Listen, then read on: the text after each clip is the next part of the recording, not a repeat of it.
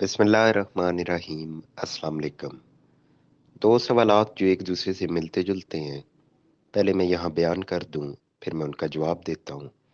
एक भाई ये कहते हैं कि उनके अंकल की डेथ हो गई है और अंकल की जो प्रॉपर्टी थी वो हमें मालूम है कि पटवारी के पास जाएंगे और इंतकाल वरासत वो दर्ज कर देगा।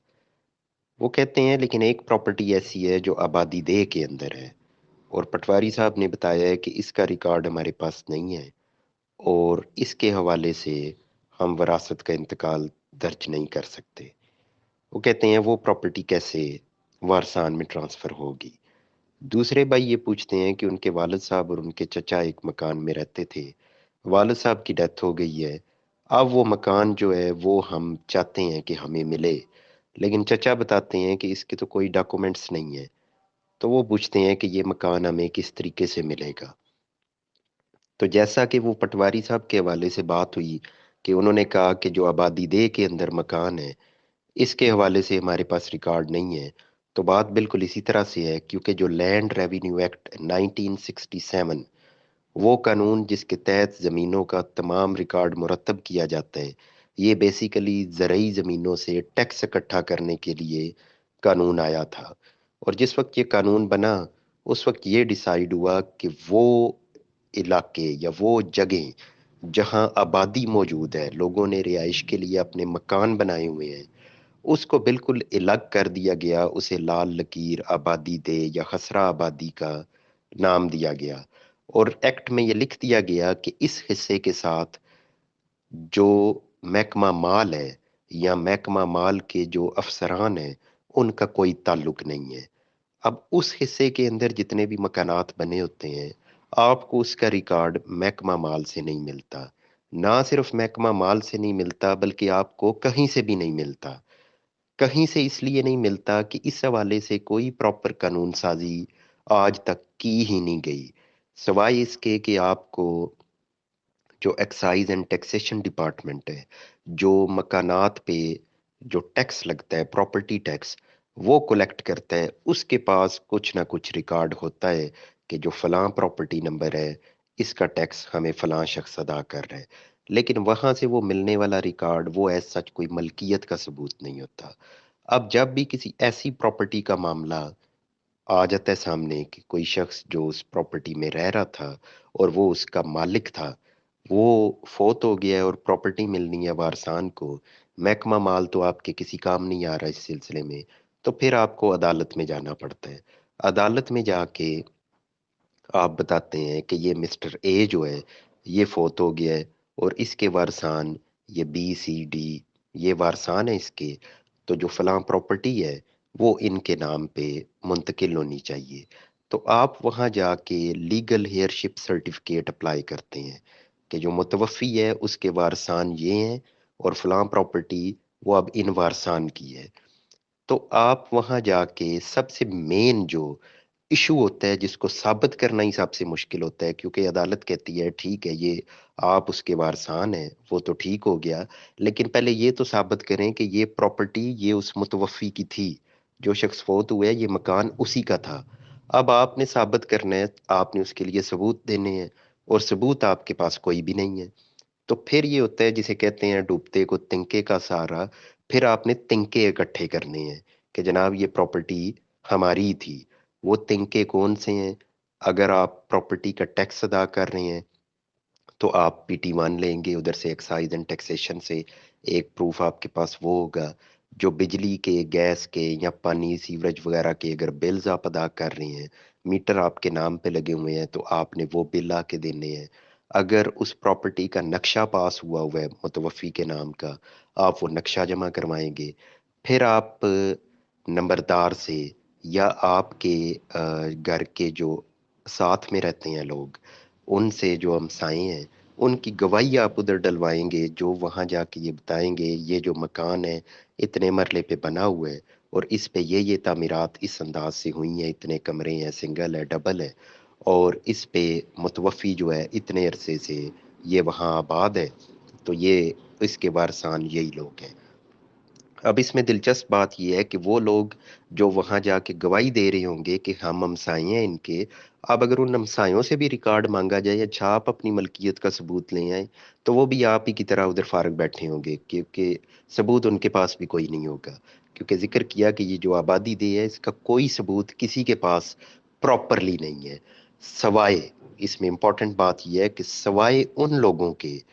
جو اس موضع کے اوریجنل مالکان تھے، جو شروع سے آباد تھے اس موضع کے اندر، وہ اس موضع کی زمینوں کے بھی مالک ہیں، وہ اس کی شاملات کے بھی مالک ہیں، اور وہ آبادی دے اس کے بھی مالک ہیں۔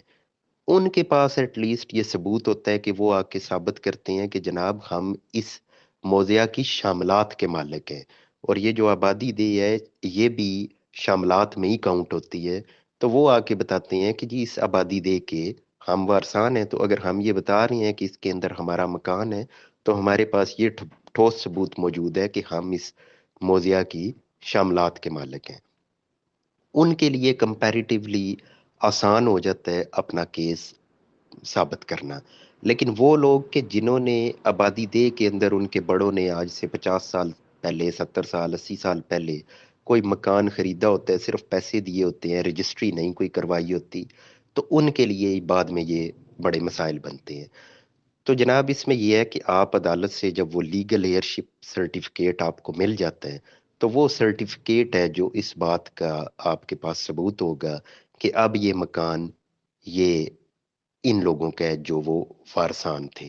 اس کی بنیاد پہ پھر آگے جا کے آپ اس کو سیل بھی کر سکتے ہیں۔ تو ابھی یہ جو دونوں لوگوں کے سوال ہیں، تو پہلے جنہوں نے بتایا کہ ان کے انکل کی ڈیتھ ہو گئی ہے، تو انہیں بھی جا کے یہ لیگل ایئرشپ سرٹیفکیٹ لینا پڑے گا، اور جو دوسرے ہیں انہیں بھی جا کے پہلے تو پراپرٹی کی اونرشپ، یا سیکنڈلی آپ جائیں گے پارٹیشن کے لیے، آپ کہیں گے کہ یہ پراپرٹی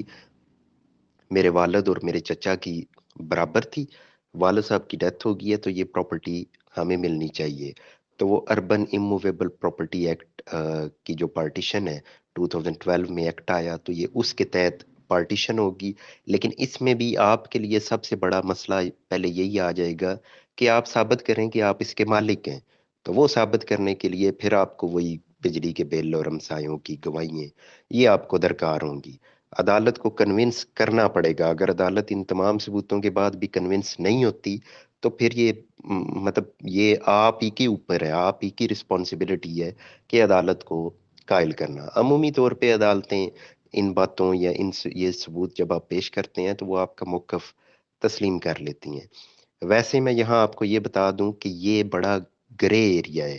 کہ اس میں بلیک اینڈ وائٹ بات نہیں ہے کہ آپ ایک یہ ورژن آپ کو میں دے رہا ہوں، آپ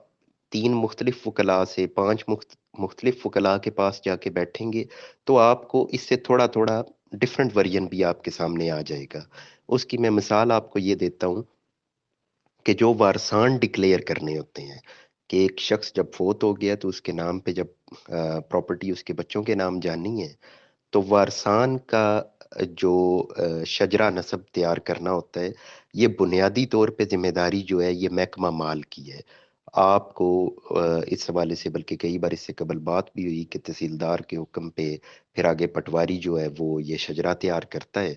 تو جب بھی یہ بات ہو تو کہا جاتا ہے کہ یہ ڈومین، یہ ثوابدید، یہ محکمہ مال کی ہے کہ یہ بتانا کہ اس شخص کے وارثان کون ہیں۔ تو اگر آپ کی جو دوسری پراپرٹی ہے جس کا ریکارڈ محکمہ مال کے پاس ہوتا ہے، آپ اگر اس کے حوالے سے عدالت کا کوئی سرٹیفکیٹ لے جائیں کہ جناب یہ شخص فوت ہوئے اور اس کے وارثان یہ ہیں، تو اس کی زرعی زمین وارثان میں منتقل کر دی جائے، تو وہ آگے سے انکار کر دیتے ہیں کہ یہ تو عدالت کا کام نہیں تھا وارثان بتانے کون ہے، یہ تو ہمارا کام تھا کہ چیک کرنا وارثان کون ہے، تو ہم نہیں مانتے اس کو۔ جبکہ دوسری طرف یہ ہے کہ عدالت کا کوئی بھی حکم ہو تو یہ ماننے کے پابند ہیں۔ اسی طریقے سے جو آبادی دے کے اندر مکان ہے، اس کو اس کے وارثان ڈکلیئر کرنے ہیں عدالت نے، لیکن بعض لوگ آپ کو یہ بھی کہتے نظر آئیں گے کہ نہیں جی یہ آپ نے ڈکلیئر کروانے ہیں جا کے تحصیلدار سے، کہ تحصیلدار بتائے گا کیونکہ یہ تو کام ان کے وارثان کے حوالے سے بات کرنی۔ لیکن قانون یہی ہے کہ جو آبادی دے ہے اس کا کیونکہ اختیار ان کے پاس بالکل نہیں ہے، تحصیلدار وغیرہ کے پاس، لہٰذا اگر وہ اس حساب سے کوئی تیار کر کے بھی دیتے ہیں تو وہ بظاہر اللیگل ہے، کیونکہ ان کا تو اختیار ہی نہیں تھا کہ آبادی دے کے اندر وارثان وہ ڈکلیئر کریں۔ اب اس میں امپورٹنٹ یہی ہوتا ہے کہ لوگ جو سٹامپ وغیرہ پہ لے لیتے ہیں آبادی دے کے اندر موجود مکان کو، کہ 1200 کا سٹامپ لکھوا لیا کہ ہم اس کے مالک بن گئے ہیں، وہ ان کے لیے کل کو اپنی ملکیت ثابت کرنی وہ ہمیشہ کے لیے ایشو چلتا رہتے۔ اس لیے جب بھی آپ خریدیں تو سیدھی اس کی رجسٹری کروائیں۔ جب آپ کے پاس وہ رجسٹر ڈاکومنٹ ہو جائے گا، اور اس پہ یہ بات آپ ذہن میں فکس کر لیں کہ اس کا آپ نے حدود دربا وہ بہترین طریقے سے لکھنا ہے، کہ جب بھی آپ کا کل کو کبھی مسئلہ بنے تو آپ کی اس رجسٹری کو پڑھ کے سیدھا بندہ پہنچ جائے کہ یہ اس مکان کی رجسٹری ہوئی تھی۔ اس کی ریزن یہ ہے کہ جو یہ خسرہ آبادی ہوتی ہے، آبادی دے،